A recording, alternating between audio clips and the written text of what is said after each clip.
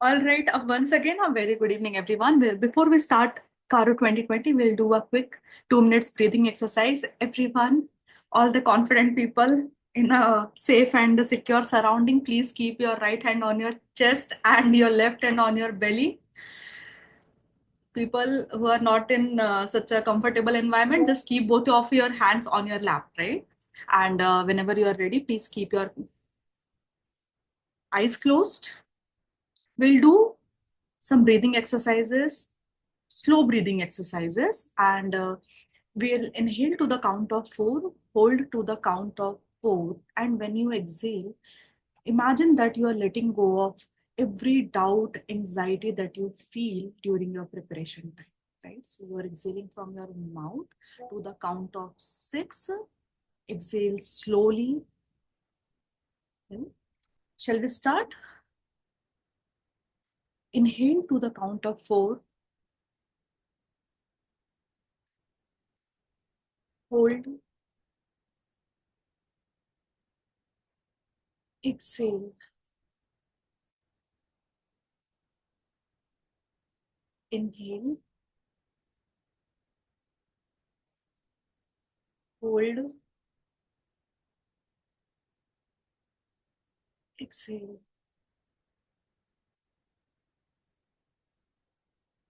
inhale,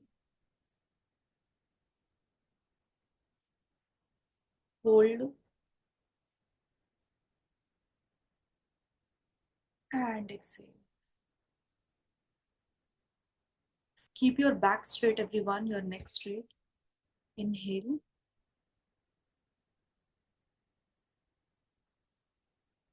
hold, and exhale.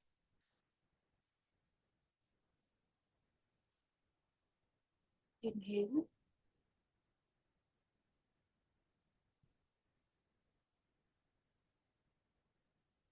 hold, and exhale. One last time, inhale,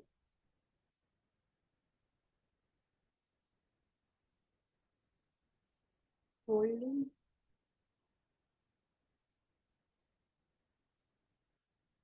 and exhale. Let go.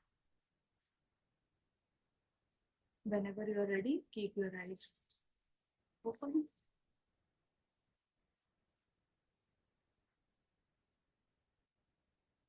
Feeling good? Shall we start with Caro 2020? How many clauses are there? 21. How many good clauses are there out of these 21? The ones from where you should expect question in your exam. Recording in progress.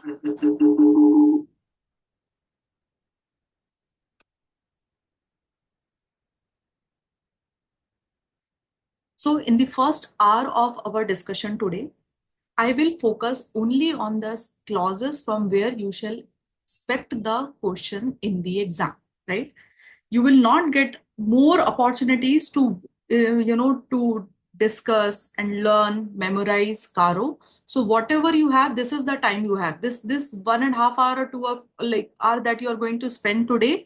Please learn, memorize whatever you want to do for Caro so that your 4 marks are secured. I don't want to hear that you are still, after this 2 hour session, that you are still worried about Caro. Now, let me take please keep your notes of clause 1.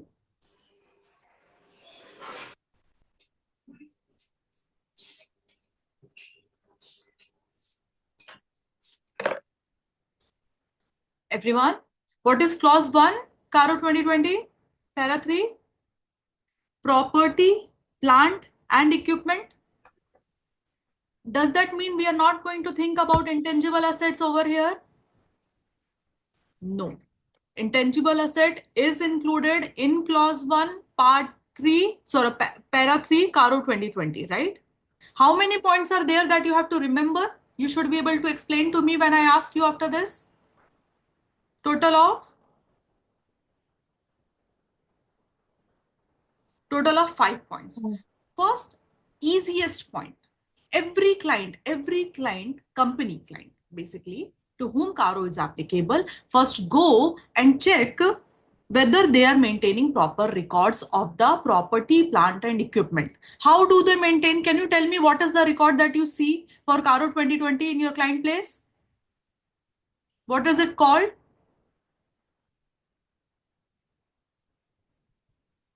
Have you all completed articleship? Guys, quickly, please.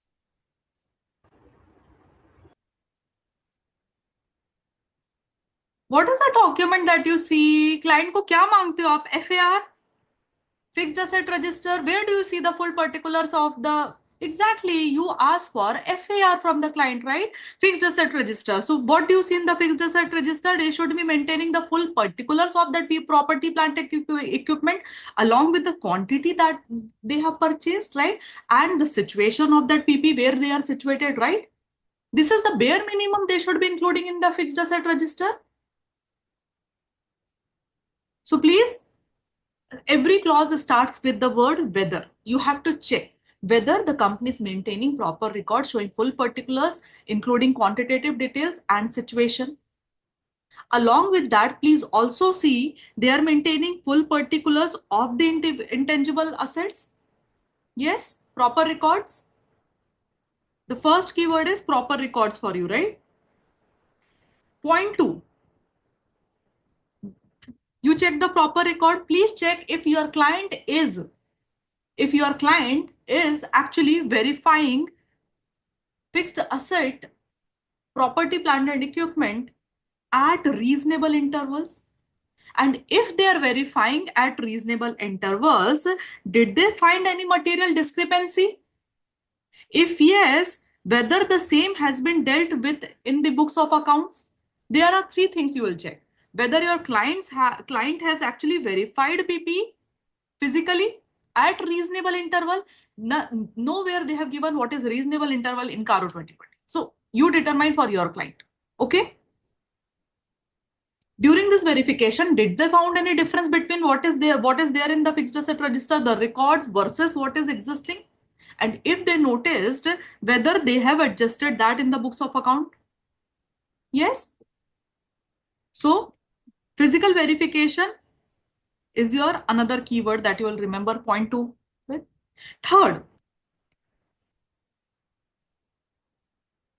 in case of immovable property, you have to check the title deed of all the immovable properties. And what do you have to see? Except in case of the lesser lessee agreements, in rest of the cases, immovable property should be disclosed in the financial, which are disclosed in the financial statement, are to be held in the name of your client. And if not, you have to give the 6-columnar format in your Caro 2020. You, as an auditor, you will report when point 3 is going to be applicable, when it is an immovable property other than the lease agreement case, and the title deed is actually in the name of not your client, but somebody else. How is it? So 6-columnar format. First column, you will give the description of that property that you found in the name of somebody else. What is the gross carrying value of that property, plant, and equipment? In whose name the property is held of, whether that person is the promoter, director, or their relative or employee, the period from which they are being held in the name of someone else, and the reason why they are not being held in the name of the company. Are there any dispute? Guys, first, proper records. Second, physical verification. Physical verification point has, sorry, proper records has point about the PP separately, then intangible assets separately. Physical verification point has three questions. One, physical verification हुआ है क्या? दूसरा, material discrepancy notice हुआ है क्या? तीसरा, yes अगर हुआ है तो property properly books of account में deal किया है क्या?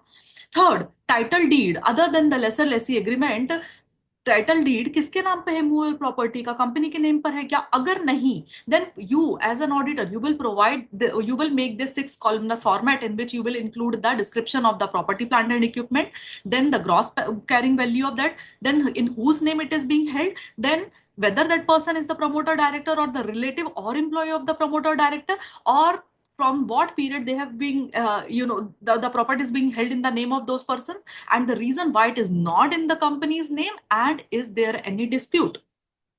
Now go a step further and find out if that property, plant and equipment has been revalued in the same period in which you are auditing, right?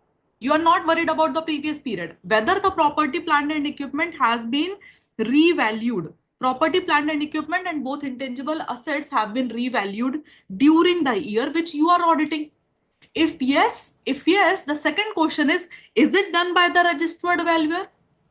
Right? Then you go ahead and tell the specify the amount of change, right? And if that change is plus or minus, up or down 10% or more, please give the each class of PPE or intangible asset, you have to give the net carrying value of that property, plant and equipment. The point is very simple. You go and ask the client, have you revalued your asset during the year? They will say fixed as a PPE and intangible asset. They will say yes. Ask them, is it done by the registered valuer? They will be like, yeah or not, whatever. Then if they have revalued, you have to specify the amount of that change for all the asset that has been revalued. Now you see the difference. Is it 10%? Either it will be up or down. Is it 10% or more? 10% or more. I am not saying more than 10%. I am saying 10% or more. If yes, then you specify in Caro, you come back and specify the list of items where there is a change in the value of 10% or more in both PPE and intangible asset. Last, you have to find out if any of the PPE, basically any of the PPE, property, plant and equipment, basically is held in the name of, is being, sorry, whether there is any proceeding is initiated or are pending against the company for holding any Benami property under Benami Transaction Prohibition Act 1980 and rules made thereunder. If yes, whether the company has appropriately disclosed this fact in the financial statement or not.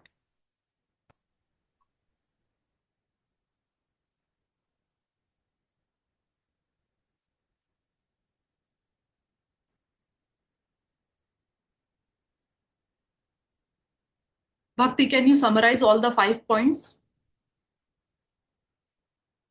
Take your time. Just take a few seconds and then explain it to class, right? And don't read. Explain it properly. Take your time. Everyone, please read. So the very first point is whether the property is properly disclosed in the books of accounts, including all the quantitative details, the property, plant and equipment, as well as the intangible assets.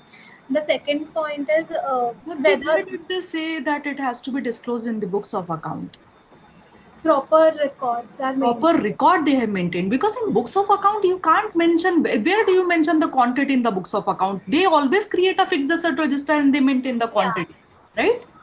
proper records are maintained Yeah. for property, plant and equipment, as well as intangible assets.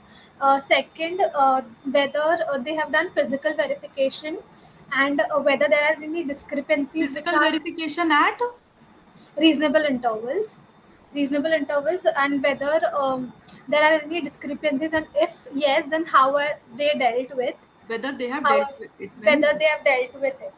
The third point is with whether the title deeds of the uh, property, plant and equipment are in the Immovable name of the property, are in immovable property. immovable property and the name of the company, and if not, then they have to give a disclosure in the given format. The given format includes 6 points. Very first, the description of the property, the value of the property, the name of the person and name in whose name it is held, the relation, whether it is the director or any other person who is a promoter, any person who is holding it, the relation of that person. Then the fifth point is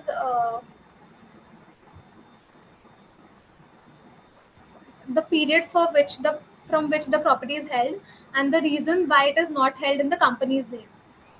Then fifth point, whether the property is revalued during the current period, and if it is revalued, then whether it is done by a registered valuer, and if the change is more than 10%, then it is properly uh, and we have to specify the amount if the change is more than 10%.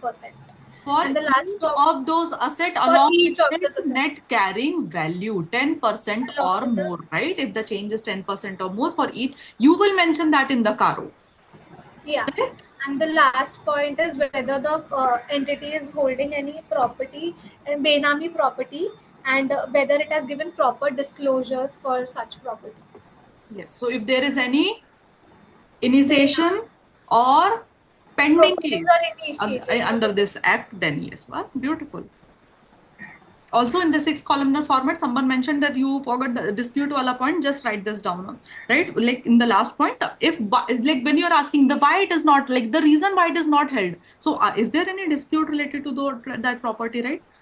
इमर property में हो सकता है बहुत भसड़ चलता है India में anyway the point two your November 24 favourite question right and because it is asked in November 24, you are not worried about this question now. But you have to learn it. You can't skip that. Okay, clause 2, para 3, CARO 2020. First point is very easy. You have to check whether your client has actually physically verified the inventory at reasonable interval, right? And that is first question. Whether they have conducted. If they have conducted, according to your opinion, the coverage and procedure is appropriate, right? Third question, whether they have noticed any discrepancy of 10% or more for each class of inventory. If yes, whether they have been dealt with in the books of account.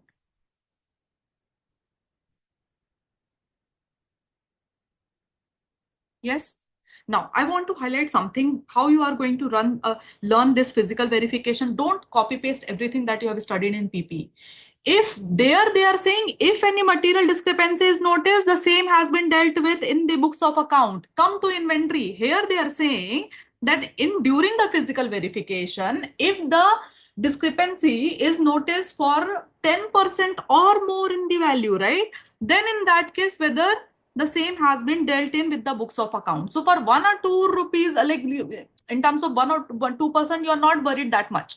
But the concern is the inventory value is the discrepancy is of 10% or more. Then in that case, whether first of all, if it has been noticed that each class of the inventory, whether you have to mention there, and if so, whether they have been dealt with in the books of account. So first point contain 4 questions. Please give it your time and learn this because point 2 is completely different. You can't merge both.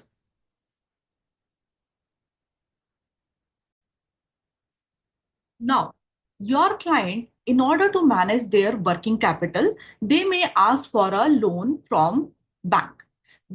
In order to manage the working capital, bank will issue working capital limit, right? CC limit, overdraft limit, these kind of limits bank will issue to the client. Whenever bank gives the working capital limit in security, they will ask them to give their book debts, that is debtors or inventory, correct?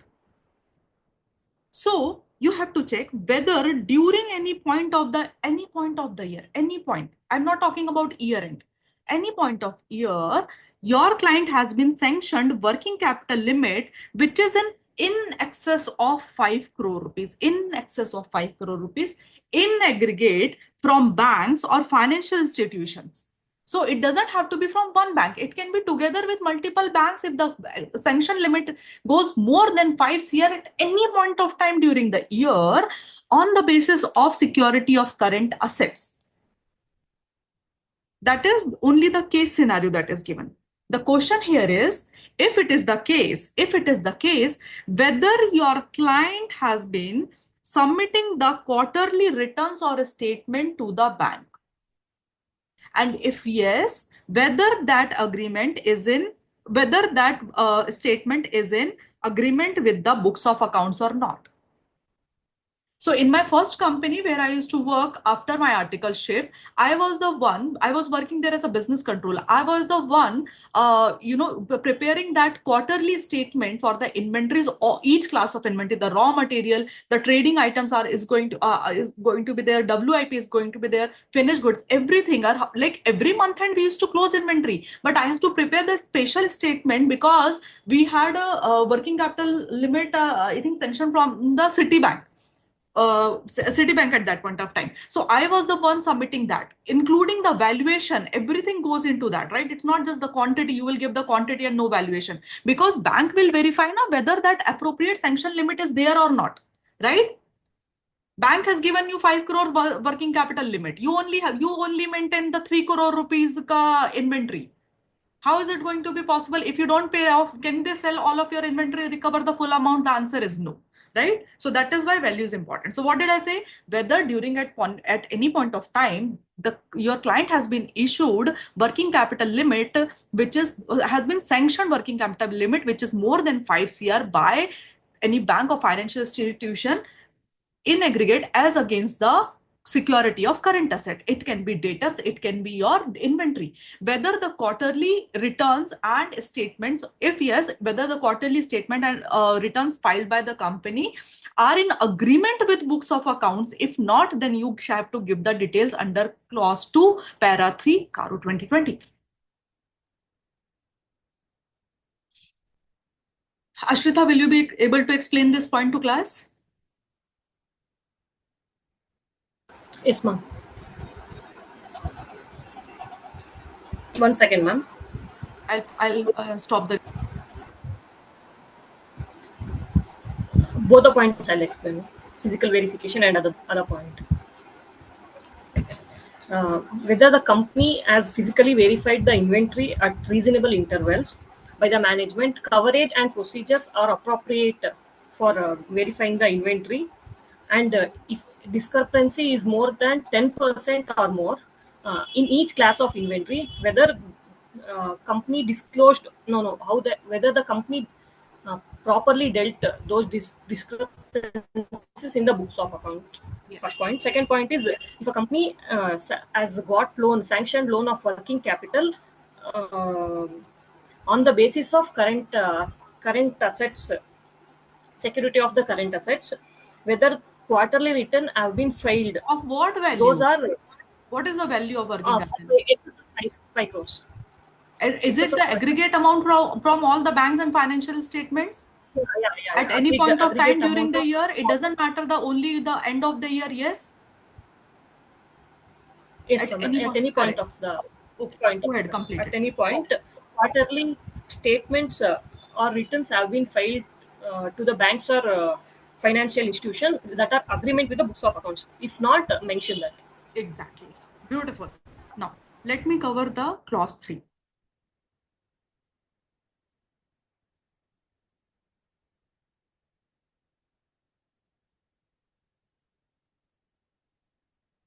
Now, come to clause 3. Rishabh, please be on mute. We are getting the echo of my voice in the class from your PC. Okay. If your client has given any investment, has done an investment, they have given any guarantee or security, or they have given any loans in advance. Many of these items are getting covered together. Huh? If your client has made an investment, they have given any guarantee, they have given any security, they have given any loans in advance. When during the year, we are not talking about the opening, all of that. No. Opening balance की बात नहीं करें. During the year, whether the client has made any investment, provided any guarantee or security, or granted any loans or advances in the nature of loan, whether secured or unsecured. To whom? To companies, to firms, to LLPs, or any other parties. So basically, everyone gets covered over here. So we don't have to learn like to whom, basically. Company, LLP, firms, or any other person. Yes? So now you do one thing. What you do? You bifurcate all of that into two parts. Right? First, identify whether your client has made an investment, guarantee, security, loans, and advances they have given. Right? Then you divide everything into two parts. Right? Then first part will be subsidiary, JV, and associate. And the other part would be other than subsidiary, JV, and associate. Right? So what do you do? The point one says whether during the year the company has provided loans and advances in the nature of loan or stood any guarantee or provided any security or any to any other entity. If yes, indicate the aggregate amount during the year given as investment security guarantee loan or the balance outstanding on the balance sheet date with respect to such loans and advances, guarantee or security, to whom? To subsidiary, JV, and associates. And point B, to whom? Other than subsidiary, JV, and associate. So all you have to do is, this point is very simple. This point simply says, if that is the case, if they have given any loans and advances, guarantee, security, what you do, find out the aggregate amount. First, as in your CARO, you will report what is the aggregate amount and what is the outstanding amount as on 31st March. Yes. And then you divide that amount into two parts, one for the subsidiary, JV, and associate, and one for other than everyone, other than these. Yes. Is that one very clear to everyone? Point one. It's not hard at all. Shall I go to the point two? Now, this is something that you have been studying since your inter days. Whenever they give any investment, guarantee, security, the terms and condition of all these grants of loans and advances and everything are not prejudicial to the company's interest. Will you be able to remember this point? You have been studying this since your inter days. The terms and conditions are not prejudicial to the company's interest. Easy. First, outstanding balance on 31st March and the aggregate amount, just bifurcate into two parts. Come to second point. See whether the terms and condition are not prejudicial to your client. Yes. Come to third point. Whenever you give loans and advances to someone, for example, unless and until it is your lover, you are going to tell that person कि भाई मेरे को 3 महीने के बाद पैसे वापस कर देना. So your client will do the same thing. Correct? So in respect of the loans, तुम लोग कितना serious हो गए? सुनो मेरी बात. In respect of loans and advances, in the nature of loans, whether the schedule of repayment of the principal and interest has been stipulated, and if yes, whether the repayments of the receipts are regular. There are two questions. In this, there are two questions. One, check if their loans and advances are given, whether they have already given the schedule for repayment, the schedule for the principal and interest is stipulated कि भाई हर month के and में कितना principal कितना interest आ जाना चाहिए. Bank भी loan देता है तो आपको शेड्यूल ही देता है ना वो रीपेमेंट का. एंड अकॉर्डिंगली चेक कर लेना कि आपके क्लाइंट ने अगर किसी को लोन दिया है तो भाई वो बंदा सामने से रीपेमेंट जो है रेगुलरली बेसिस पे कर रहा है या नहीं कर रहा है. Correct. And for this, you don't have to see if it is during the year. Are you understanding? So even if it is opening loan, but the repayment would have come into your period, ना जिसका आप audit कर रहे हो. तो check it for all the loans. Don't just go for no during the period का ही loan होना चाहिए. नहीं, repayment तो सबका ही देखना है ना आपको. Yes. Suppose the repayment is not regular. What will happen? That amount will become overdue. Simple. State the total amount overdue for more than 90 days. Come to point 4 of clause 3 of CARO 2020, and if you find that your client has given the loans and advances to anyone and the person has not paid for more than 90 days, you come and explain that yes, this amount is overdue, which is given to Mr. X. And not just this, there are two questions again: whether your client has taken the reasonable steps to recover that principal and interest.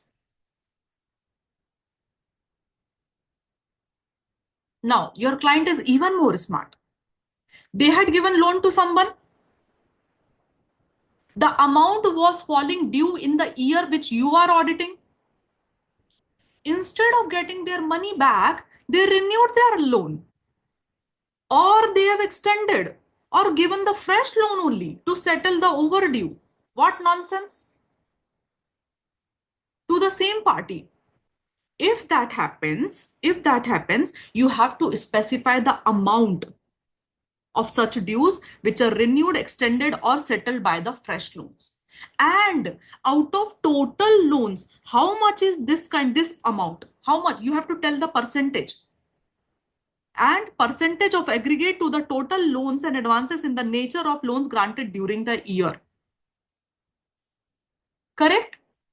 So basically, like suppose if there are 10% of such amount, which instead of you recovering that amount, you extended that loan or renewed that, your client has renewed that loan. So 10% out of total loans, like for example, they have given 100 crores loan. So 10 crores is a significant amount, right? But they are not saying which percentage, any percentage. If it is 1%, 2%, 3%, whatever, or it is 0.5%. Be it whatever percentage it is, you come as an auditor and you report in 0.5. Can you do that? Is that point logically clear to you? What is that they are expecting from you? Now, your client is even more smart. They have given loans and advances to someone and told them this is repayable on demand, or they did not even mention कि when they want the repayment. ये क्या बात हुई यार? ऐसा कैसे? मतलब why are you, तुम किसका पैसा वेस्ट कर रहे हो ऐसा? You are a company. Are you a bank? Are you a financial institution? No. Then why are you giving this kind of loan where it is repayable on demand, or it is there is no payment term only given over there? Are you understanding? So this clause, had it been a bank, do you really think can you report over here? Not applicable to companies whose principal business is only to give loan. So other than those, अगर आपका काम है business करने का तो business करो ना, क्यों तुम ऐसे लोन दे रहे हो repayable on demand and without even specifying पैसा कब चाहिए? और अगर if your client has done that, please find out कि टोटल लोन कितना दिया है to all the people, and out of those how much is this percentage which is repayable on demand और without repayment schedule.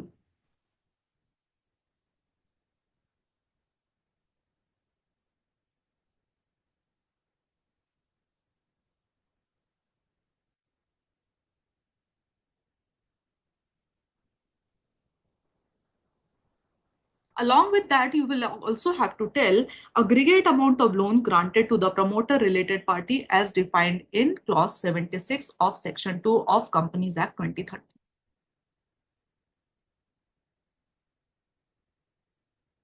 Are we clear? Can I summarize once? Then Harsh, you will summarize it to the class. I'll do it once. Let me say it once. What happens? So clause 3 is like actually very easy, right? Logically, it's very easy and very common that you can see. Once you go to the client place, just simply scan through their balance sheet and find out, have they made any investment guarantee security loans and advances? Yes. If they have, find out to whom they have made. Do they have made, or do they give it? Have they made it to any company, firms, LLP, or any other party? Everybody will get covered. If yes, find out whether during the year they have provided any loans or advances or given any security or guarantee to anyone without not being a bank और financial institution जिनका काम ही ये करने का है, then you have to indicate the aggregate amount given as a loans and advances guarantee and security during the year and what is the balance as on 31st March, but separate that amount for the JV subsidiary and associate and other people other than JV subsidiary and associate. Once you have done that, whether the investment, the second point you have to tell whether the investment guarantee security or the loans and advances, the terms of those conditions are not prejudicial to the interest of the company, right? And if they have given loans and advances, whether they have stipulated the terms of repayment. If not, sorry, if not, nay, whether the terms are stipulated, and if the terms and if the receipts are regular. Then if the receipts are not regular, if it is overdue, but not in all the cases, if it is overdue for more than 90 days, whether your client has taken the reasonable steps to recover that principal and interest. But instead of receiving their money on the year which it has fallen due, they have renewed or extended that loan, or they have given the fresh loan to settle the overdues to the same party. If so, specify the aggregate amount of due which is renewed or extended or settled by the fresh loan, and the percentage out of total percentage of the loans, how much it is, how much is the amount which is lying with other people, like this, right? And whether the company has granted any loans and advances in the nature of loan, either repayable on demand or without specifying the terms of repayment. If so, specify the aggregate amount and percentage thereof to the total granted, comma, aggregate amount of loan granted to promoter related party as defined in clause 76 to section 2 of Companies Act 2013.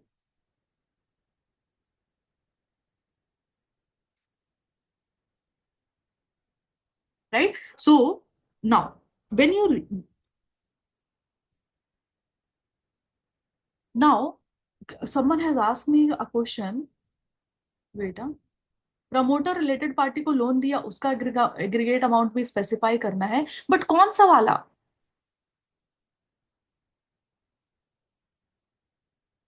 Which is either on repayment on demand or without specifying the terms or the period of repayment. Because related party तो तुम्हारा जेबी subsidy associate था, तो already तुमने point 1 में तो explain किया है ना यहाँ पर, तो दे आर तो getting covered over here only, no? So यहाँ पर if that is repayable on demand वाला जो पॉइंट है, और without any specifying the terms, वो वहां पर पॉइंट 6 में एक्सप्लेन करना है आपको aggregate amount. Are we clear guys? Please absorb this knowledge. I want all 6 points you should be able to remember.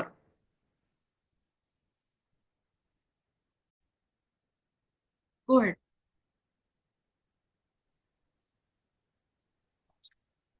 Clause 3 के अंदर what will the auditor will be checking is whether during their company has given any loans advances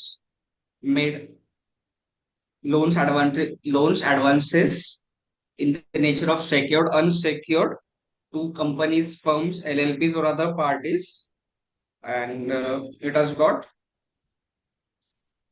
6 points majorly under clause 6 we have to cover. Guarantee loans to whom? Loans to in the first point, loans to subsidiaries, associates, JVs. Naina, first you complete first point. What was the first point? They have given to whom? To company, to LLP, to firms, and other parties. And then you come to point 1. ऐसे. Okay. We won't be able to change the language because this is the act, no? Act में लिखा हुआ कुछ अपन अपने मन से लिख भी नहीं सकते एग्जाम में. So you remember one by one. ठीक है, go ahead. Whether in the first point we will be checking is company has provided loans or provided advances in nature of loans and guarantees. If so, company has to indicate out of that total loans how much loans has been given to subsidiaries, JV, associate, and then the company will also mention to the other parties other than subsidiaries, JVs, associates. The aggregate amount and the balance as on 31st March. Balance sheet. As on, yes, and Perfect. 31st. Point 2. And then point 2, whether investments made guarantees provided securities are not prejudicial to the company's interest. The terms and condition of those interest guarantee security are not. Terms and conditions. Okay, that line also. In the next point, in respect of loans and advances, whether schedule of repayment of principal and payment of interest has been stipulated, and whether repayments and receipts are regular. Correct. Auditor will check that. If they are not regular, if it's overdue, state the amount overdue for more than 90 days and whether reasonable steps have been taken by the company for recovery of those principal and interest. Yes. In the next, whether any loans, advances which has been falling due during the year has been renewed or extended, or fresh loans granted to settle the overdues of existing loans. If so, specify the amount of such dues renewed or extended or settled by fresh loans and percentage of aggregate of total loans or advances of such dues renewed or extended or settled by fresh loans. Correct. Out of the total loan, how much is that percentage? Yes. And percentage of aggregate, yes. In the next point, whether company has granted any loans, advances in nature of repayable on demand or without specifying any terms or period of reinvestment. Repayment. If so, repayment. If so, they have to specify two things: aggregate of total loans granted and aggregate amount of loans granted to promoters, related parties defined under section 2 subsection 76 You miss the percentage over here. Don't miss the percentage in the exam. I'll kill you. Last point, you miss the aggregate amount and then directly you jump to related party. You miss the percentage, but thank you. It's a very big clause and you often don't spend time memorizing it, but you are doing it. You have understood it logically. I'm glad that you did. So don't miss out on the small points. If they ask the question, they will pick only these big clauses. There are many small clauses that doesn't make any sense. Now, listen, what I'm trying to tell you one thing. All of this is applicable only when your business is not of providing loan. Huh? So don't put this clause everywhere. Now, come to clause 4. Clause 4, para 3, 2020 is no nonsense. Like, if you have given any loans and advances, this and that, falana dhimkana, please comply with the section 185 and 186 of Companies Act. If not, you will provide the details thereof. Only this much you will remember. What is the clause? It is related to. Manan, you want to explain? Are you not in the library today? No, ma'am. Okay, go ahead. Yeah. तो ma'am अगर section 185 186 of companies act को comply नहीं किया है तो उसकी details दें, बस यही है.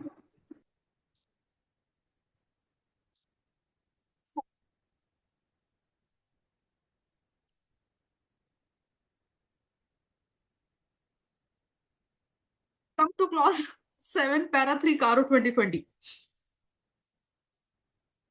Right? Now, I am going to Manan को last में गालियां खाएगा मुझसे. So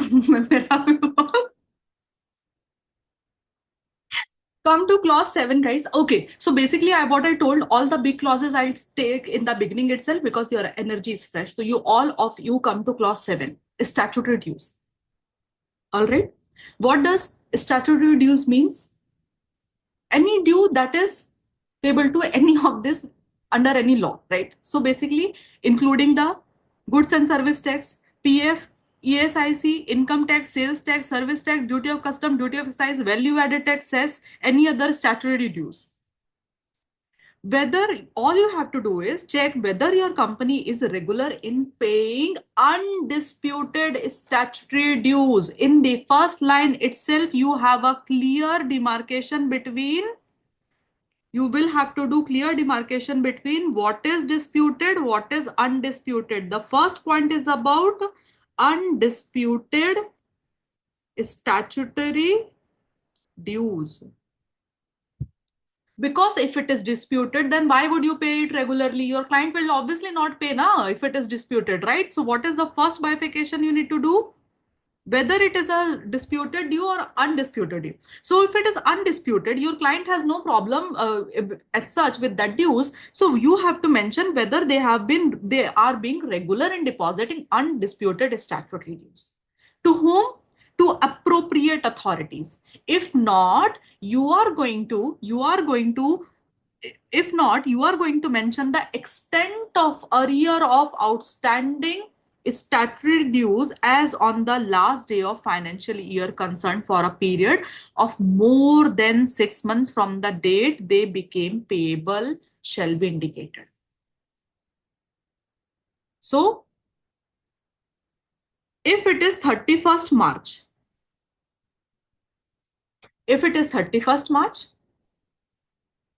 I have output GST payable for the month of January.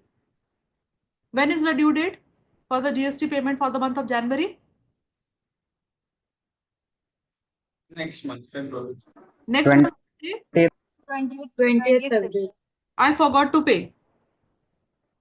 I didn't pay it in the March as well. Will you report to me in the point 1? No, Why no? because it's 6 months has not elapsed from the date it has become Payable. due. April.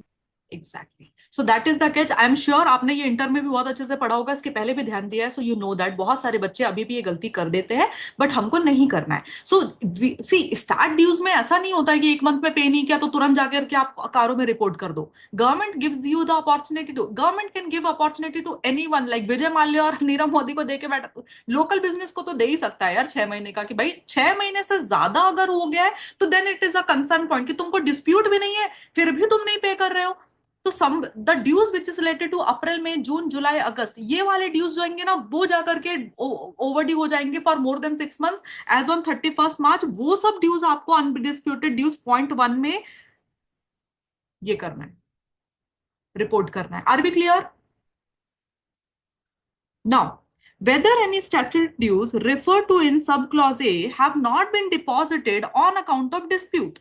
Right now, you have not deposited on account of dispute, so there is no concern of period only comes over here.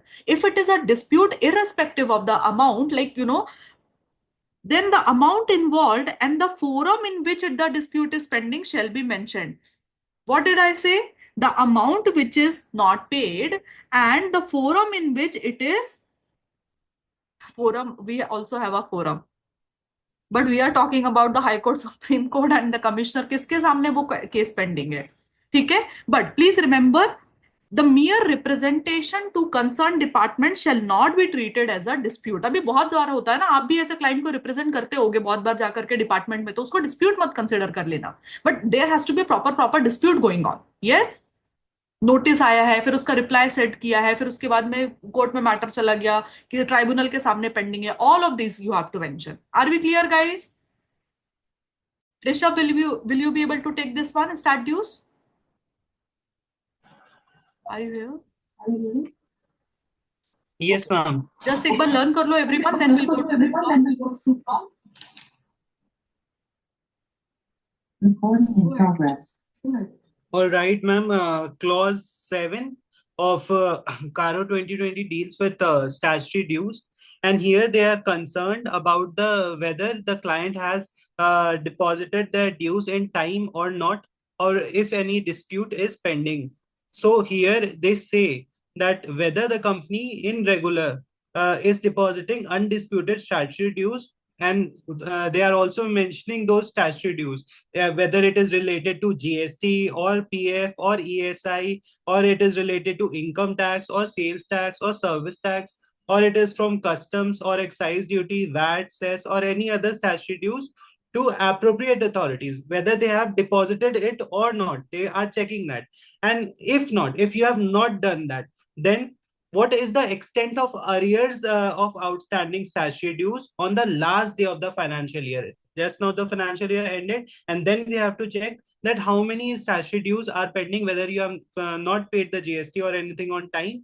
And we are concerned here for a period of more than 6 months from the date they became payable. So if something is arrear for just 2-3 months, we don't have to worry about it. But if it is more than 6 months, then there is a red flag and you have to highlight it here. And then in the point B here, they are saying that if any statutory dues which is referred to in subclause A, just now which we have talked about, that yes sir, this is in arrears. So if they are in arrear because of any dispute, so we have to mention that if there is some dispute, so we have to mention that this is the forum or this is the court, sir, where the this is pending, and because of this reason we have not paid our statutory dues and it is in arrear. That's it, ma'am.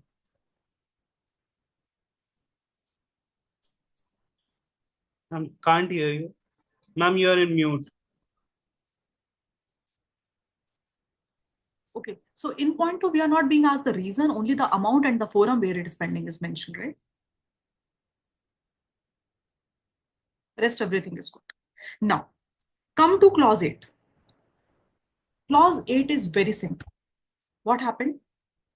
आपके client का income tax assessment हो गया, right? अभी आपके client के income tax assessment में, look at me everyone, don't look in the books, आपको time मिलेगा। आपके क्लाइंट का इनकम टैक्स असेसमेंट हो गया। इनकम टैक्स असेसमेंट में उन्होंने कुछ तो पुराना इनकम निकाल दिया था जो आपके क्लाइंट ने डिस्क्लोज ही नहीं किया था, राइट? अब क्लाइंट ने भी बोल दिया, oh I am sorry, okay surrender, ये वो, ठीक है। अब client has also paid the tax on that. अब now that they have surrendered and paid the tax, कृपया करके वो बुक्स में मेंशन कर लो। So all you have to see, अगर प्रीवियसली कोई अनडिस्क्लोज इनकम था जो टैक्स असेसमेंट में आया, जिसको आपके क्लाइंट ने सरेंडर कर दिया, टैक्स पे कर दिया, all you need to do is just make sure that they have recorded that unrecorded income during the period जिसपे आप ऑडिट कर रहे हो। Are we clear? Unrecorded income, whether any transaction not recorded in the books of account have been surrendered or disclosed in income during the year in tax assessment under Income Tax Act. If so, whether any previously unrecorded income have been recorded in the books of account during the year. पहला point है surrender and disclose का, दूसरा point है you recording it, क्योंकि उसने surrender कर दिया तो अब तो करना ही पड़ेगा ना फिर। Clear?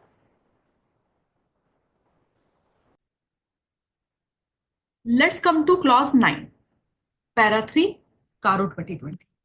Now your client has taken loan from someone. Your client has taken loan from someone and now they are not repaying. So whether the company has defaulted in the repayment of the loans or other borrowing in the payment of interest thereon to any lender. If yes, what do you have to report? The amount, period, and the amount needs to be reported. In what format? Another 6-columnar format is given. First, you will explain, you will mention what is the nature of borrowing, including any lender-wise details needs to be provided in case of default of bank, financial institution, and the government. Then you have to mention the name of the lender who has given you that loan, right? Then you also have to mention what is the amount not paid on the due date, whether it is principal or interest, from number of days from which it is being delayed or unpaid, and remarks if any. Now, there is only one caveat when you give lender-wise detail. If you have taken debentures, if you have issued security through debenture, and if you have not repaid to debenture holder, then don't mention their name, because debenture holders will be 1000. So, सबका नाम थोड़ी लिखोगे कारो report पे. Are we clear? Now, what will bank do if you keep on defaulting on repayment? They will declare your client as a willful defaulter. All you have to check is whether your client has been declared as willful defaulter by any bank, financial institution, or any other lender. Yes. Now, your client has taken term loan. कि भाई मेरे को term loan चाहिए, मेरे को 50 करोड़ का machine खरीदना है. Okay. So you have to check whether they have applied the term loan for the purpose for which it has been obtained. If not, what is the amount of loan they have diverted, and for the purpose for which they have used, it has to be reported. कितना divert किया और कहां divert किया, दोनों report करोगे आप. Yes. Now your client has taken short-term loan, utilized it for long-term purposes. Point 3. If yes, the nature and the amount to be indicated. Now your client has taken funds from any person, entity. For what? to meet the obligation of, so basically this is your client, right? This is your client. It has taken loan from bank. Bank, I need a loan. Why? To pay off the liability of either subsidiary or JV or associate. If your client has taken loan from any entity or person on account to meet the obligation of its subsidiary, JV and associate, then you have to tell the nature of such transaction and amount in each case. And the last, if your client has raised loans, if your client has taken loans during the year, but in security, what they have given? In security, they have given the securities they have held in the JV, subsidiary and associate. If yes, the details thereof. So what you see, you went to take loan from the bank. Bank ने बोला क्या security, उसने बोला कि यार मेरा वो investment है जेबी सब्सिडरी में, मैं वो सिक्योरिटी में देना चाहता हूँ. उसने बोला अगर ऐसा उन्होंने किया है तो please give the details thereof. Not just that, आपको ये भी बताना पड़ेगा कि if the company has defaulted in repayment of such loan raised. I will summarise it once, right? Then forum, will you cover this point? You can now, matlab you will be able to do that, right? Okay, I'll just do it once. Point 9 is about your client's repayment of dues.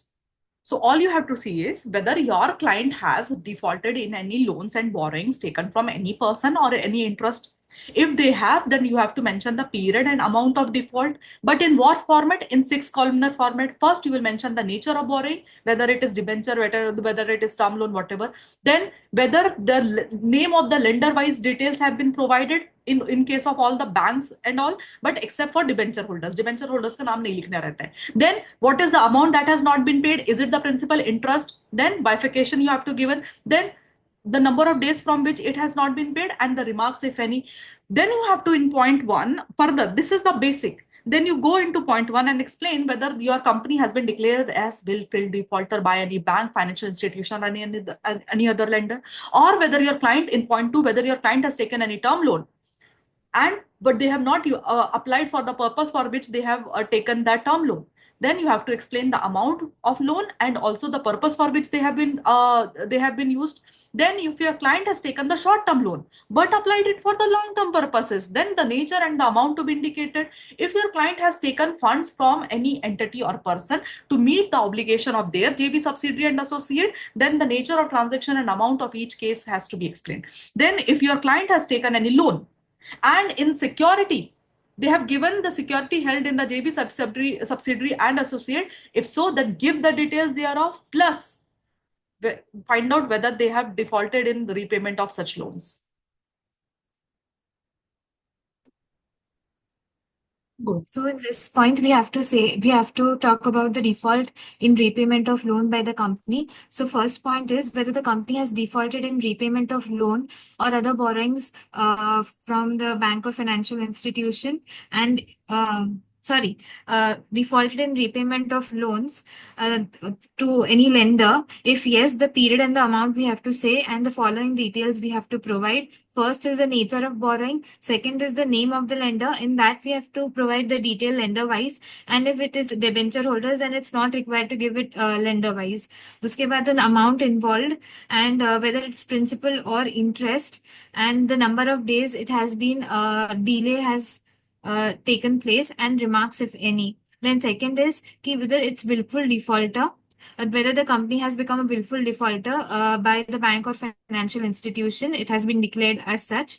Then the third point is utilization for the specific purpose. Agar long term term loan liya hai and it is not utilized for a specific purpose, then we have to say the amount and the purpose for which it has been utilized.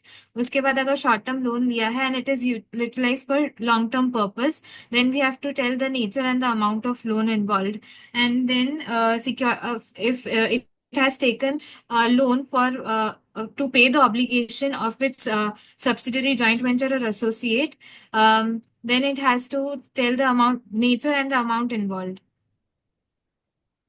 Yes. बराबर है ना? Securities, last point was the security one you were covered, no? No, the loans to meet the obligation of its components. Nature and amount, yes. And the security, if it has taken a loan, it has taken loan on the basis of pledge of securities of the components, then it has to give the details, as well as if it has defaulted in repayment of the loan. Perfect. I was very underconfident in it, so yeah, after giving such, I'm feeling very nice. Good यार, good. I'm glad. Clap for you. चलो, कारो याद हो जाता है. याद रखना, अभी मैंने कितना टाइम आपसे मांगा था? एटलीस्ट 1.5 घंटा. ठीक है? I need 5 minutes more. जो लास्ट इसका थोड़ा सा टफ बकवास, मतलब टफ नहीं, टफ मतलब थोड़ा स्ट्रॉन्ग एग्जाम में आने वाला क्वेश्चन है. I will take that. उसके बाद सब इजी वाले क्लॉजेस बाकी रहेंगे. ठीक है? चलो, आई शेयर माई स्क्रीन.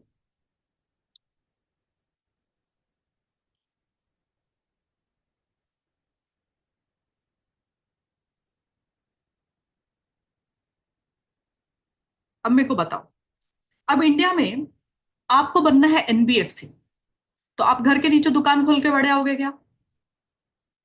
नहीं, कुछ तो रजिस्ट्रेशन लेना पड़ेगा. You have to take registration with RBI. So पहली बात, you find out if whether your client is required to take registration under section 45 IA of RBI Act 1934. And if so, whether the registration has been obtained by your client. What is the first point? We are in clause 16, para 3, CARO 2020. Whether your client is required to obtain registration under section 45 IA of Companies Act, of RBI Act 1934, whether they have obtained. Or come to point 2, whether your client has conducted any NBFC business or HFC business, that is housing finance activities or NBFC business, without only obtaining a valid certificate of registration from the RBI. As per the RBI Act. Yes? Are we clear on first 2 points, guys? First 2 points are interrelated. So sometimes like you are required to take the registration, you didn't take it. You applied for it, you didn't get you applied for the registration, you didn't get the registration yet. Or kuch bhi phasad hua hoga. Doesn't matter na. Why are you still conducting it? Did you get the registration? No. Are we clear? Come to point 3. Now, think about a group company. This group company has a lot of JV subsidiary, associate, JV, all these ventures, right? And all of these group companies have money. All of this company has some money. So what they do is they don't want to give it to any third party to invest. They don't want to give it to any third party to invest. They will make their own CIC. Yes? And all of these group companies will give the money to this CIC. कि boss तुम ले लो और हमारा पैसा invest कर देने का और इसमें से रिटर्न ले लो. चलेगा? Can we do that? Yes, obviously. A lot of, आपने सुना भी होगा ऐसा, Reliance has one of their CIC. ऐसे बहुत सारी कंपनीज होती है. They don't work for anybody else, they only work for the group company. All the group companies. Are we clear? So see whether your client is a core investment company as defined in regulations made by RBI, and if so, whatever is the criteria required for to become the CIC, whether your client is continuing to fulfill that criteria of CIC. First question is whether your client is a CIC as defined in the regulation of RBI. And if so, the second question is whether your client still continues to be a CIC. And if in case, so for CIC, there are certain exemptions, right? So for example, if your client if your client is exempted or unregistered under CIC, whether it continues to fulfill the criteria. Are we clear? How many CICs can be there for the group?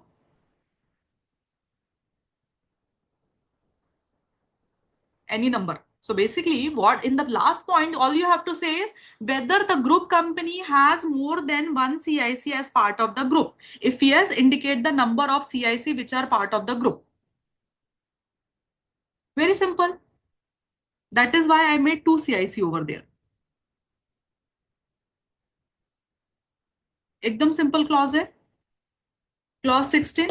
Para 3 Caro 2020 चार ही चीजें याद रखना, whether your client was required to obtain registration under section 45 IA of RBI Act. If yes, whether they have taken the registration, whether your client has conducted any NBFC business or HFC business without obtaining a valid certificate of registration from the RBI, whether your client is a CIC as defined under the regulation. If it is, then whether it continues to fulfill the criteria of CIC, or whether if the client is exempted for the registration as CIC under RBI Act, whether it continues to fulfill the criteria.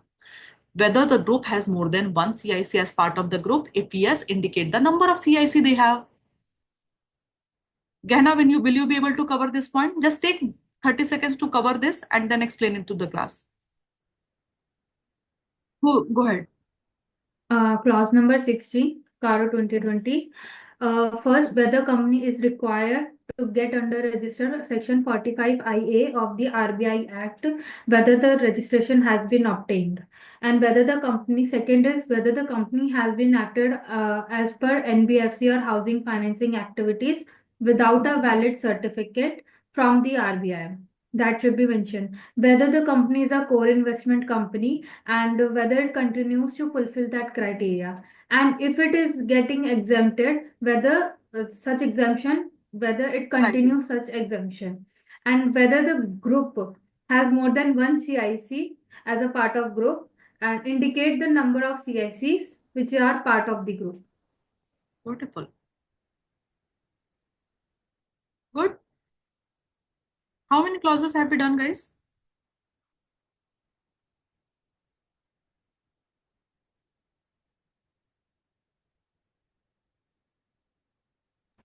8. 8 are done. Come to clause 20. Come directly to clause 20, everyone.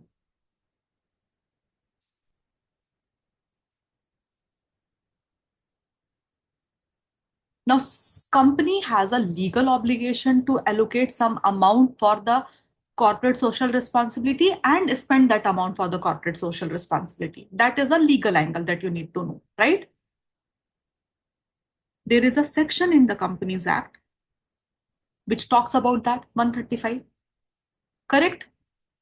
What all you need to know over here is that it is not a guarantee that a CSR project will stand only for 6 months. If you want to build a school, is it a possibility that you can do it in a 1 month or 1 month, 2 month, 3 month or some? For example, you allocated certain amount in the month of March. It will take time to build a school, no? Are we clear? Logically, samjho. You don't look into your books. Tell me one thing. If you allocate certain amount of CSR, are you going to spend that amount immediately? No. CSR project take time. Building road, school, toilets, all of this takes time, right? So what will happen with your money? Some of your money will still be lying around. You bifurcate that money into two parts. What you do, you bifurcate your unspent money into two parts. One for ongoing project. Find out whatever is the unspent amount into the CSR account. What is out of those amount? What is the amount is for ongoing projects, and what is the amount is for not for ongoing project. देख the project चालू ही नहीं हुआ है अभी, तो क्या अभी वो amount allocated है, project चालू नहीं हुआ है, right?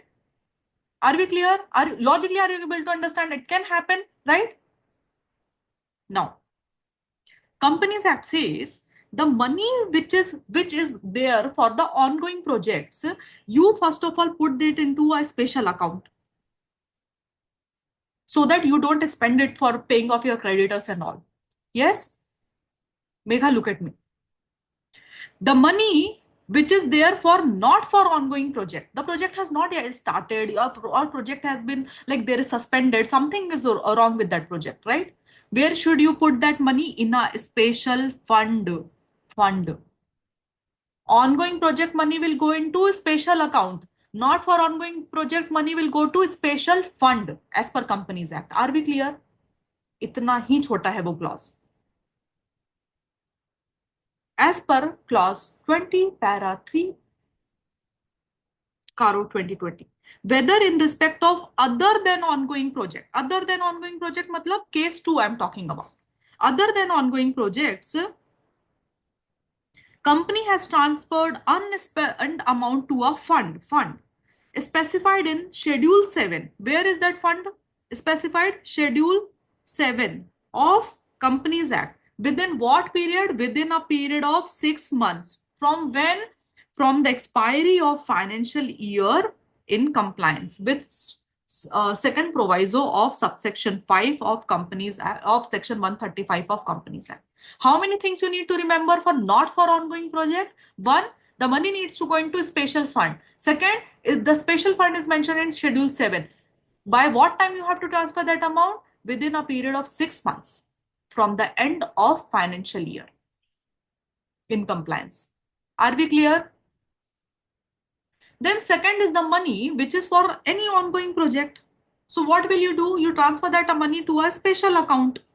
No time limit, nothing is given. Just put that money into a separate bank account. That's all they are saying. Harshvardhan, will you be able to say this? Cover this? Are you here with us? I can't see you.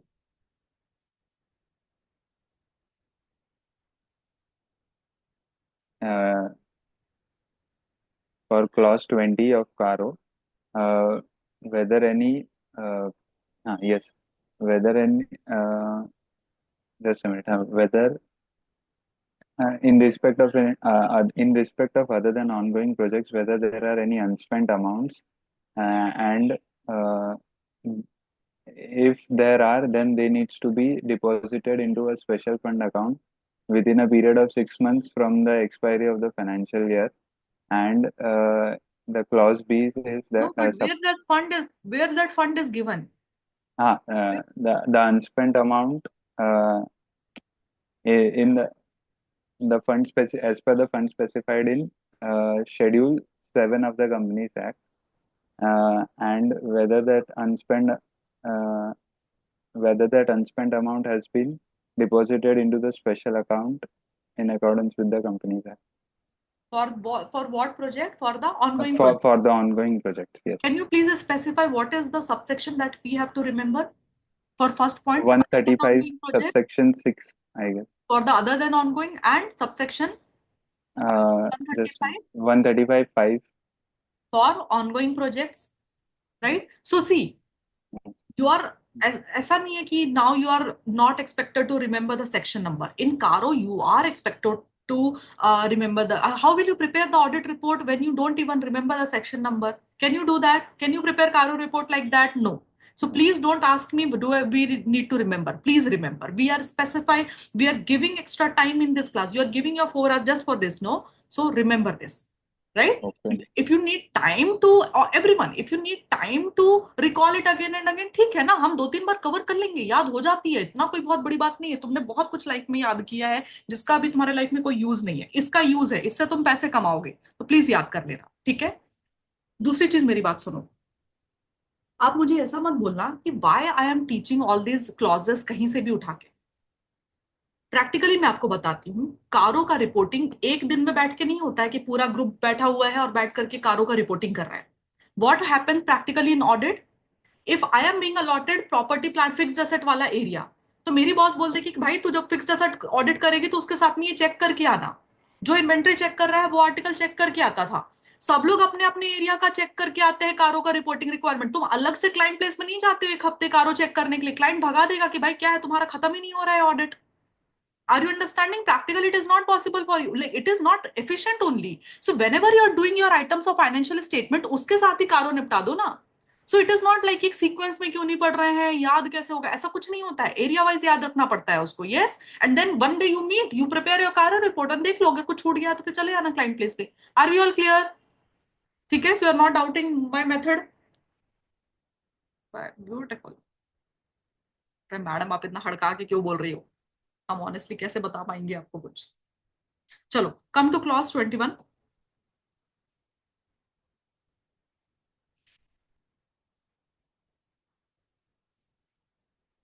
बहुत ही specific case में ही clause 21 apply होता है।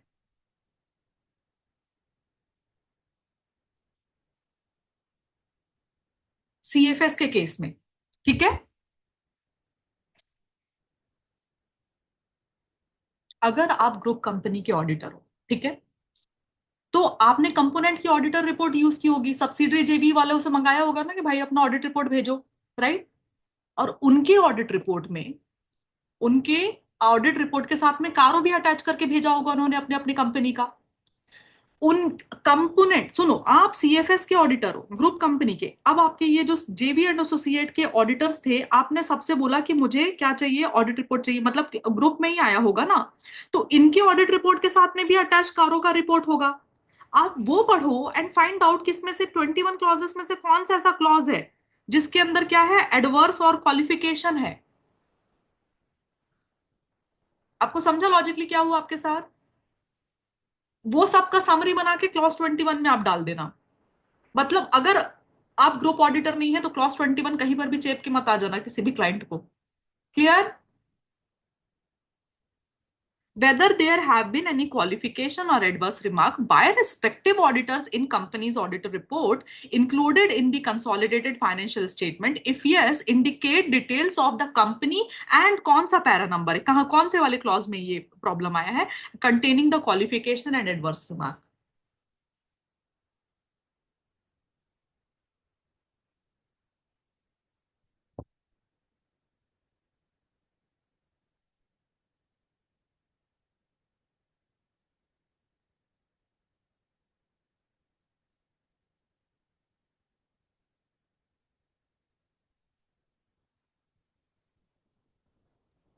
Ma'am it is irrespective of कि वो component आपका कितना material है या नहीं, इसके Yes, क्योंकि something is going in caro, always material.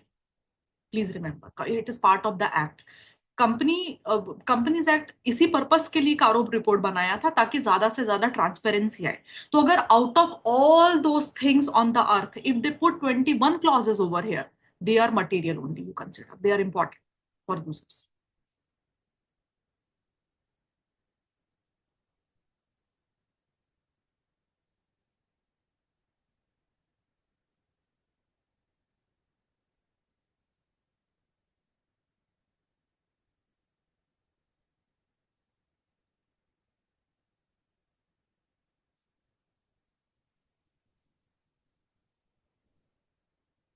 Now shall we move to the next one. इसमें कुछ बहुत याद करने का नहीं है, इतना ही है, उसमें कुछ और नहीं कर सकते आप, ठीक है। Come two clause 19।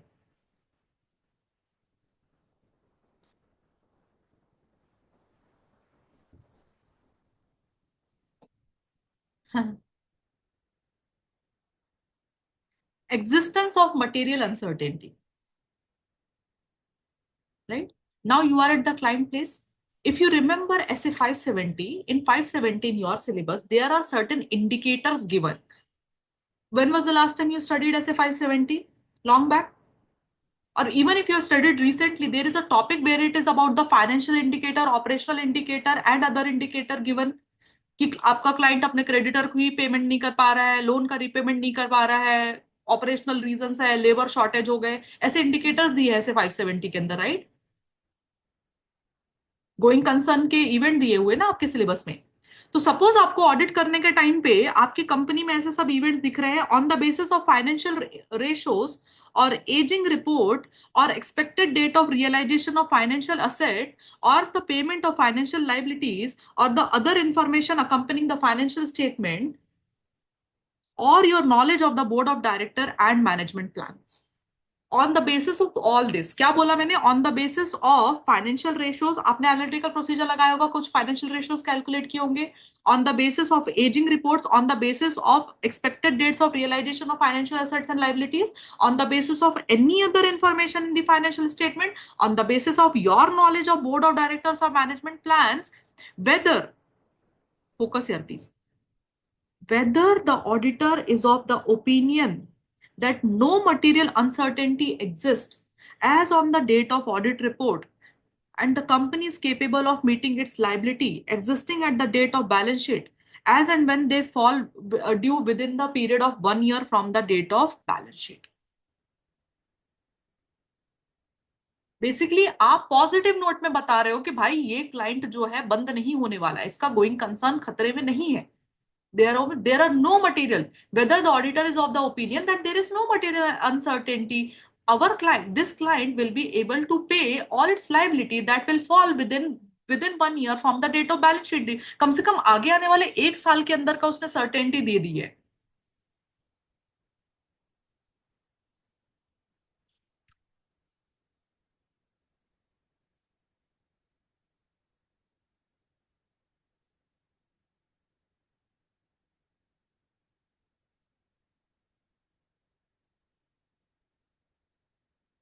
Devashri, will you be able to complete this, take this one? You take both, you take both 21 and 19 back to back. Okay. Clause 21 वो कंसोलिडेटेड फाइनेंशियल स्टेटमेंट्स के केस में ही अप्लाई होता है. तो उसमें अगर कोई भी कंपोनेंट्स के रिपोर्ट में कारो को लेके कोई एडवर्स रिमार्क्स हैं, क्वालिफाइड रिमार्क्स हैं, तो वो पैरा नंबर जिसमें एडवर्स रिमार्क्स हैं और वो डिटेल्स कि क्यों है वो the auditor has to specify in the CARO report of the consolidated financial उसका. And then clause 19 existence of material uncertainty. Auditor के नॉलेज में देर मतलब no auditor knowledge directly there are specific words. Okay, on the basis of financial ratios, aging, expected dates of realizations of financial assets, payments of financial responsibility and other information accompanying the financial statements, auditor's knowledge of the board of directors and the management plans, whether the auditor is of the opinion that no material uncertainty exists as on the date of audit report, and the company is capable of meeting its liabilities as on the balance sheet date for a period of 1 year, like next आने वाला 1 साल. Yes. Makes sense, everyone? Easy है ये अभी? Ma'am बोलो ना. मेरे को एक क्वेरी है, फिर ये मटेरियल अनसर्टेनिटी में रिपोर्टिंग कैसे करना है? मतलब अगर it is not a going concern तब करना है कि when it is a going concern तब करना है? नहीं, दोनों ही आ जाएगा ना. If they are able to pay, there is no liability problem, then आप ये mention करो. और if there is, see, आपको कैसे, अगर उन्होंने बोला there is no material uncertainty, so it's a good thing for the user of financial statement. But if the material there is a material uncertainty, then you will start highlighting that no, they will not be able to pay within a period of 1 year based on whatever scenario, right? Thank you.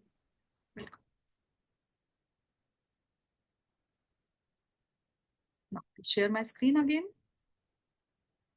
Half of Caro you have completed, you have learned, you have memorized, you have logically understood, and I'm really proud of you.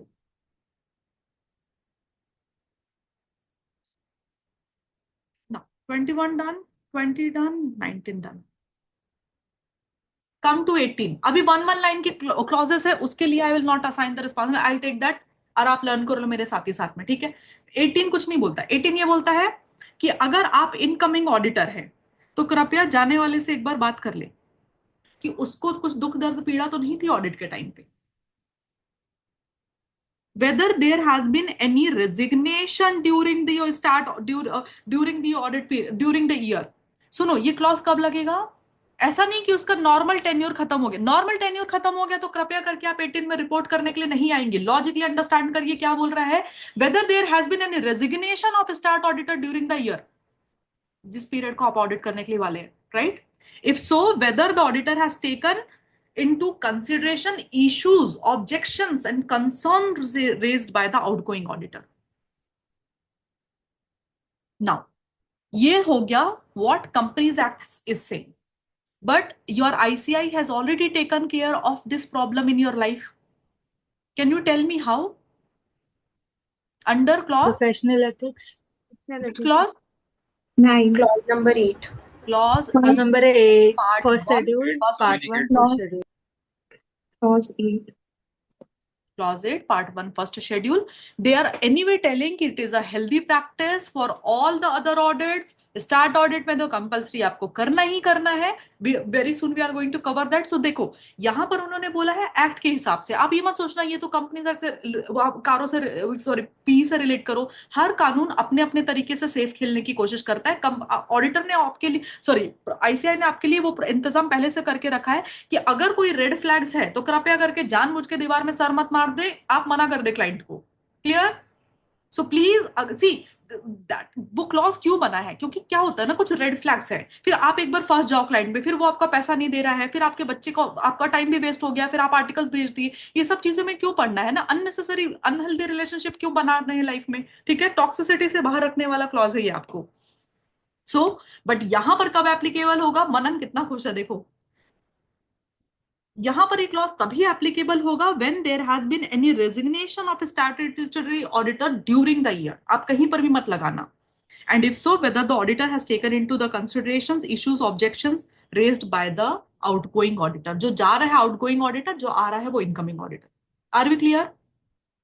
Clause 18 सिर्फ इतना ही बोलता है. सो वहां पर 811 और यहां पर 18 आप साथ में याद रखना. ठीक है 18 एंड 811 कारो पी. चलो क्लॉज 17. एक कंपनी के कैश लॉसेस कहां से देख के पता चलते हैं. Everyone I am asking from where do you find out the company is making cash losses. Which part of cash flow. Operating. Cash flow from operating activities. Yes. So if the cash flow from the operating activities are negative, you have to see whether the company has incurred the cash losses in the financial year which you are auditing and in immediately preceding the financial year. If so, state the amount of cash losses.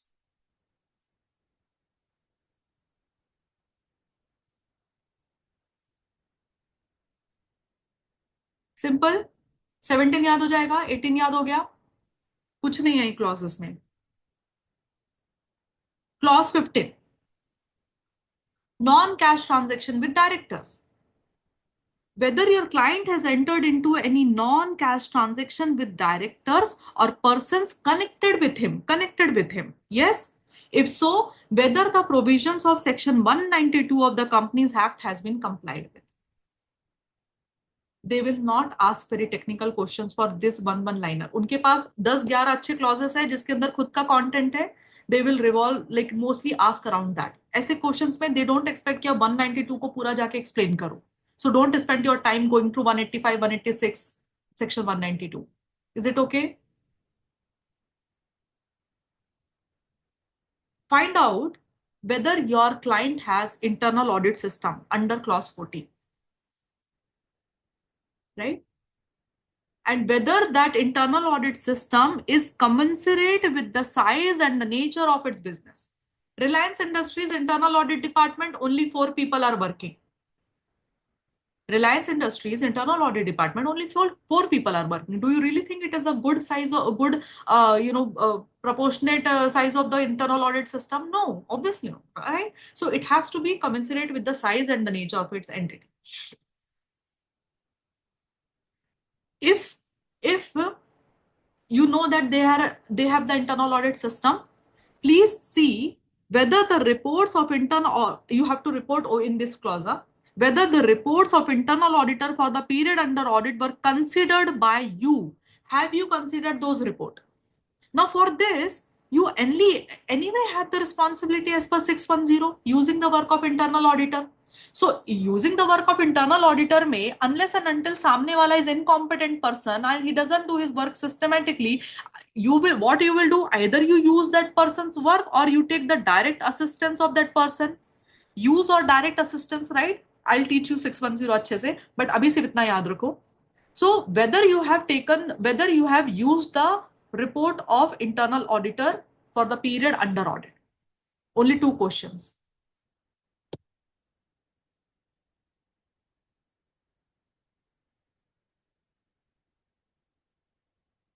Now, Kiran, will you cover both all starting from this 14, 15, 17 and 18 together? All four? Okay. Take your time, learn the language of the clause as it is, and then you will cover, है ना? Okay. So, clause 14 tells about internal audit, whether the company has internal audit system commensurate with size and nature of the organization or its business. And second point says whether the reports of internal auditors has been considered by the ongoing statutory auditor. Clause 15 says non-cash transactions, whether the company has entered into any non-cash transactions with directors or persons connected with him, and if so, whether the provisions of Section 192 of Companies Act have been complied with. After that, clause 17 says about cash losses, whether the company has incurred cash losses during the financial year or preceding And in no, the and preceding financial year and in immediately preceding financial year. If so, state the amount of cash losses. Clause 18 talks about resignation by statutory auditor, whether there has been any resignation of statutory auditor during the year. If so, whether the auditor has taken into consideration the issues, objections, and or concerns raised by outgoing auditor. beautiful. Now, come to Nidhi companies, guys. 12. Clause 12 बहुत simple है. निधि companies, अगर your client is a Nidhi company, ठीक है? So they have a statutory requirement of maintaining what? Net owned funds to deposit ratio of 1:20 to meet its liability. अगर 1 रुपए खुद का है तो उसके अगेंस्ट में 20 रुपए का वो पब्लिक डिपॉजिट ले सकते हैं. Yes, what is the requirement? 1:20 to meet out the liability. And out of all the deposits, come se come, all the deposit, term deposit they have maintained at least 10% unencumbered, free of charges deposit they should be maintaining to meet out the liabilities. Point 1 says whether their Nidhi company has complied with the requirement of net owned fund to deposit ratio of 1:20, and whether the Nidhi company is maintaining 10% unencumbered term deposit as specified in Nidhi rules to meet out the liability. Right? And third is very simple. Whether there has been any default in payment of interest or deposit and repayment thereof for any period, and if so, the details thereof. Low public का deposit आपने जमा किया ना, वो अभी members का deposit आप वापस ही नहीं कर रहे हो, राइट? सो इंटरेस्ट या प्रिंसिपल कुछ भी नहीं जमा किया है तो देन डिफॉल्ट को यहाँ पर मेंशन करना पड़ेगा. Are we clear guys? This is as simple as that. उसमें कुछ याद नहीं करना है अलग से. फिर भी go through the language once.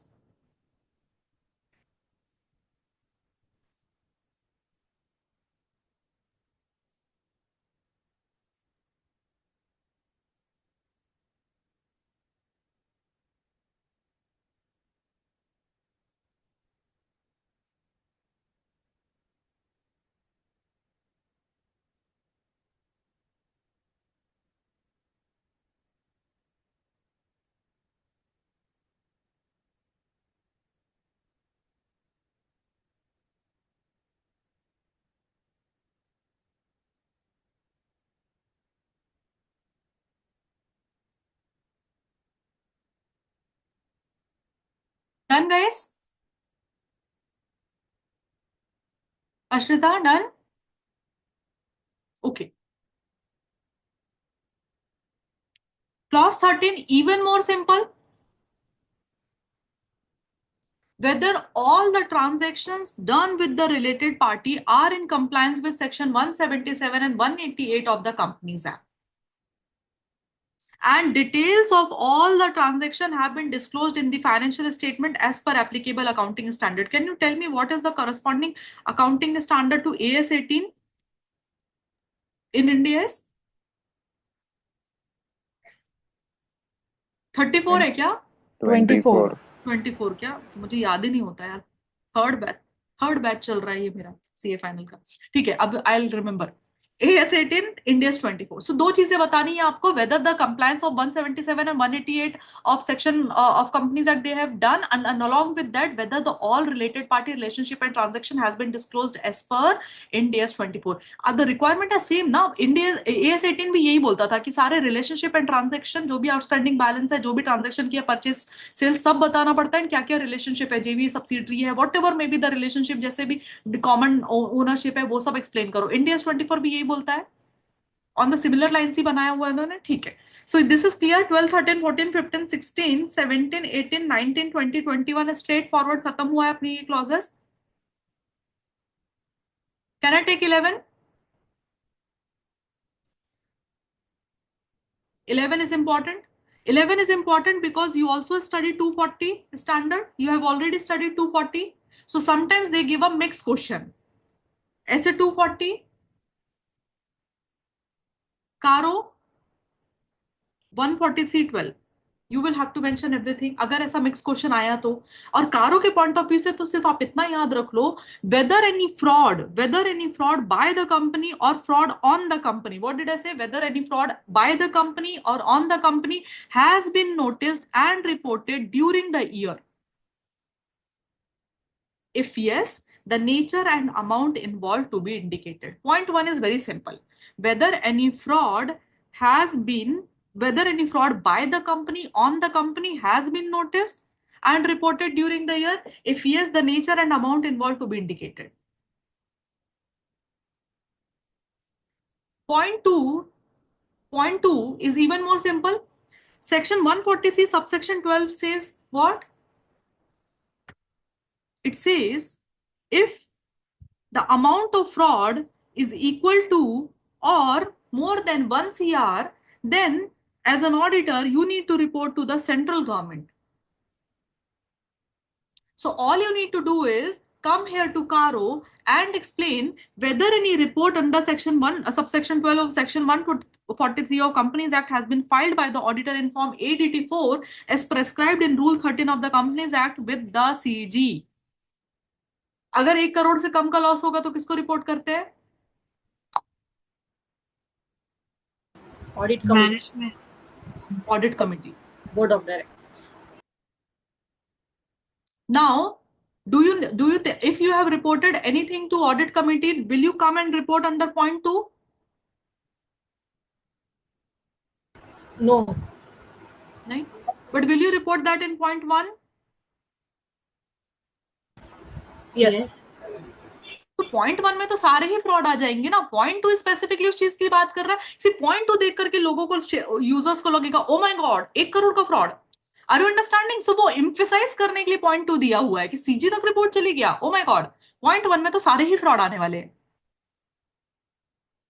Done. Last, when you were reporting on these frauds as an statutory auditor, did you cover all the whistleblower complaints? So companies में ऐसा पॉलिसी होता है whistleblower का कि अगर कुछ फ्रॉड हो रहा है, नोटिस किया है तुमने, तो कम आओ, you tell us, we will keep your identity confidential, yes, anonymous. So अगर ऐसा कुछ विसिल ब्लोअर कंप्लेंट्स वगैरह रिसीव हुए थे ड्यूरिंग द ईयर का आपको, लाइक कंपनी को, तो did you consider that into your overall reporting as an auditor? क्या बोलती है public?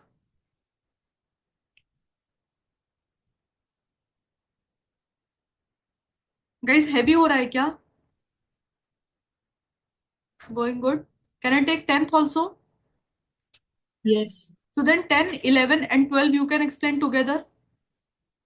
Chalega? Pranav, will you be able to take 10, 11, 12 together? Are you in the library?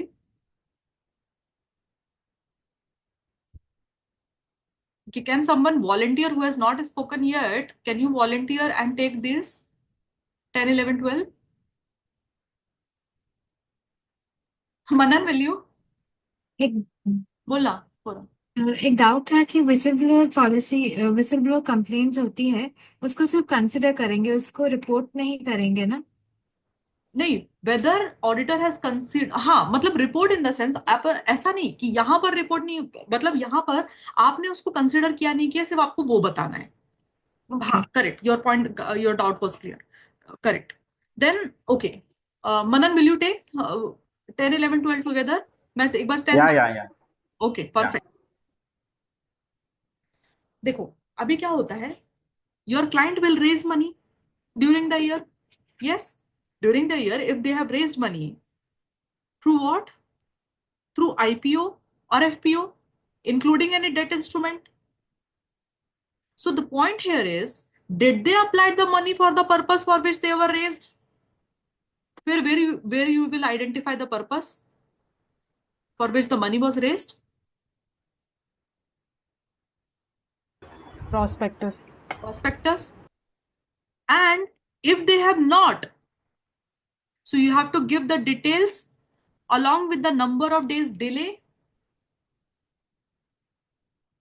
right? And subsequent rectification if done by the client. Yes. What did we say? If your client has raised money by way of IPO or FPO, including the debt instrument during the year, but not like 5 years ago, during the year for which you are auditing, whether they have applied it for the purpose, those are raised, and if not, details together with the delays and the subsequent rectification, if any, may be applicable to be reported under clause 10, para 3, CARO 2020.1. Are we clear? Now, your client chose to do the preferential allotment or private placement of shares or convertible debentures during the year. If they did, whether requirement of section 42 and section 62 of Companies Act, 42 and 62 of Companies Act have been complied with, and funds raised have been used for the purpose for which they were raised. If not, provide the details thereof along with the amount involved and the nature of compliance. Non-compliance, sorry, not the nature of non-compliance. Logically, it is fine, no? And in the above point, you will explain if there was any subsequent rectification. In the below point, the amount involved plus the nature of non-compliance. Upper wale point mein, you were giving only the details thereof and the delays along with the subsequent rectification. Here you will give the amount involved and the nature of non-compliance. ठीक है? Take a moment, guys. Read everything. 10, 11, 12, then Manan you will cover, है ना?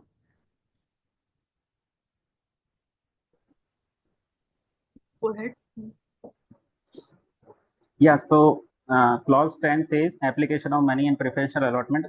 So whether money raised by IPO or FPO, including debt instrument during the year, applied for purpose for which they were raised. If not, then details thereof for delay or default, and whether is there any subsequent rectification, if any, so as may applicable be reported in the reports. Then whether company has made any preferential allotment, any private placement, convertible debenture, whether it's fully, partially, or convertible, optionally convertible during the year. If so, whether requirement of section 42 and section 62 of Companies Act 2013 are complied or not. If they are not complied, then provide details of amount involved and nature of non-compliance. And then, ma'am, clause 11, fraud. Whether any fraud by company or on the company or has been noticed during the year. If yes, then nature and amount involved should be reported. And then whether any report under section 143.12, any report under subsection 12 of section 143 of Companies Act 2013 by auditor in form 884 as prescribed under Rule 13 of Company CARO, whether it's been reported to central government or not. Also, in point number 3, whether auditor has considered whistleblower complaints, if any, received during the year by the company. So these are the 3 points of fraud. And then clause number 12, Nidhi companies. Whether Nidhi company has complied with the net owned fund to deposit ratio 1:20 to meet out the liability. Whether company is maintaining net owned fund. Whether company is maintaining 10% of unencumbered term deposit as specified in Nidhi rules to meet out liability. Also, in point number 3, whether there has been any default in payment of interest on deposit, repayment thereof for any period. And if so, agar hai to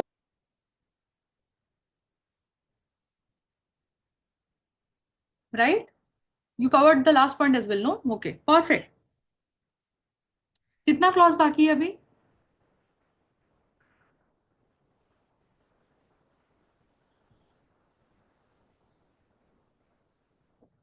दो बाकी है शायद। Only 2 clauses are remaining. 2 3 ना, 2 3 ही होंगे I think. दो ही है। 2 ही है क्या? क्या बात है। Hats off to you guys. 2 घंटे में कारो खत्म कर दिया। ओके, मुझे क्लॉज नंबर बताओ कि क्या बाकी है। 185 186, ये क्लॉज 4 भी मनन ने कवर कर दिया था, राइट? 5 और 6 बाकी है। 5 और 6 ही बाकी है ना। ओके, बहुत ही हलवा है। सुनो मेरी बात। अभी क्या हो रहा है यहाँ पर? यू मतलब your client is accepting public deposit. So, in respect of the deposit accepted by the company or the amounts which are deemed to be deposits, whether the directives, you see, you are not a bank, why are you accepting deposit? So, if you are accepting the deposit, whether you are following the directives issued by the RBI and the provision of section 73 to 76 or any other relevant provisions of the Companies Act and rules made thereunder, where applicable, whether you have complied with it or not. If not, then auditor will report the nature of the contravention over here. Simple. And if any order has been passed by the CLB, NCLT, or RBI, or any other court or tribunal, whether same has been complied with or not. Very simple clause, but they will not ask in this to your exam. Final में देने के लिए उनके पास में अच्छा content है।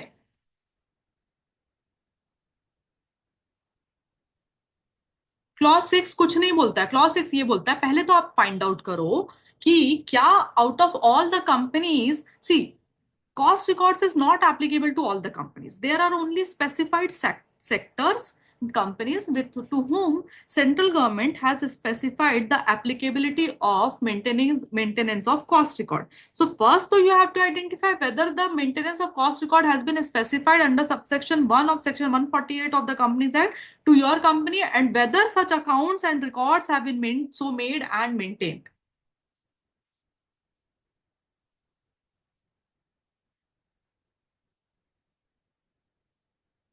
Done?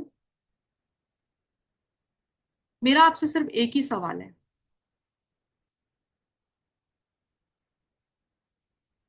Applicability of कारो obviously bank को नहीं लगता, आपको मालूम होगा ये। इंश्योरेंस कंपनी को नहीं लगता। Any company which is operating under section 8 नहीं लगता। एनी ओपीसी और any small company as defined नहीं लगता। प्राइवेट कंपनी को नहीं लगता। बट अगर वो प्राइवेट कंपनी किसी पब्लिक कंपनी की होल्डिंग या सब्सिडरी है तो उसको irrespective of any amount of turnover, borrowing और कैपिटल उसको लग जाएगा। मतलब there are some exclusions in term with respect to the either कुछ ना कुछ रेवेन्यू टर्म्स में अगर कुछ मीट नहीं हो रहा है, बोरिंग टर्म्स में कुछ मीट नहीं हो रहा है, या तो शेयर कैपिटल रिजर्व्स मीट नहीं हो रहा है ना, तो कुछ प्राइवेट कंपनीज को एक्सक्लूड किया हुआ है यहां से। हमको सिर्फ उतना ही याद रखना है। What did I tell you? Irrespective of the amount of share capital, irrespective of the amount of borrowing, irrespective of the amount of revenue, if your client is a subsidiary of a public company or your client is a holding company of a public company, by default कारो आपको applicable होगा, आपको कुछ देखने का जरूरत नहीं है। But if your client